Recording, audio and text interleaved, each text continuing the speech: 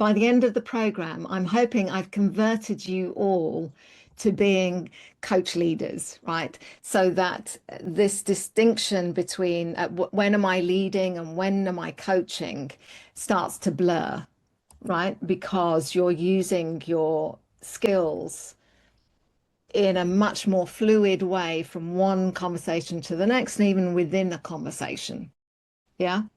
So that's where it will, I know right now it's like, what is that distinction? Trust me, we're going to get into you actually experiencing where is that for you? Where is that fluidity? And what are your boundaries for when you need to lead and be more directive versus be more in coaching mode?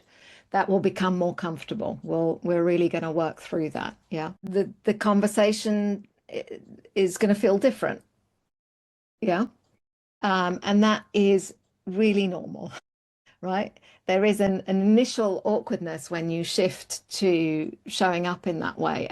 Part of the reason that you do your statement of commitment as your one of your assignments is to be able to explain that to somebody, to be able to say, you know, I'm learning new skills and I'm wanting to put this into practice because I think we'll get more out of the conversation together. It is a little bit awkward at first. It was awkward, you know, when I learned coaching many moons ago. It feels different. The dynamic is quite different, and that's absolutely fine. So we're going to play around with that. You'll be in the space where you can get a feel for what is it that you need to say that maybe is soothing for you and explains it to the other person, right? Because it helps us get over that hump. What's the preamble? What might we say that allows us to do that? And so what you'll discover is that people quickly get used to it once you've proven that they're getting more value from it. They're walking away from a conversation with you with a lot more. And so once we have our own body of evidence that a certain way of being in conversation works, the resistance falls away, right?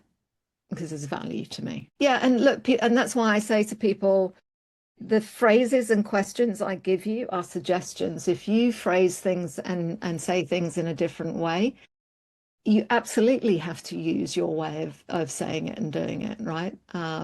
Because it's you speaking, it's your relationship, it's your context. And I want you to, however you do it, I want you to get the maximum from your conversations. So they're just, you know, starting blocks. And that's why we do the practice, because you get to experiment with it. You go, oh, that feels a bit odd. I wouldn't actually say it that way. I'd say it this way. And yeah. And that allows for cultural differences. You know, you can be in conversation. Sometimes people really don't understand what coaching is, and they just want you to tell them what to do. And that can be a challenge getting that across.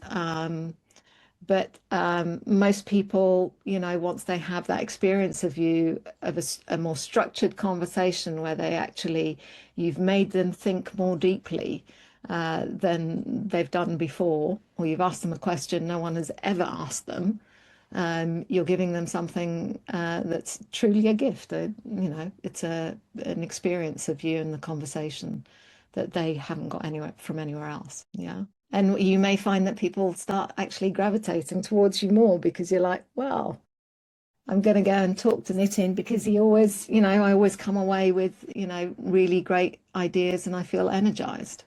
So, and that's a different challenge for you.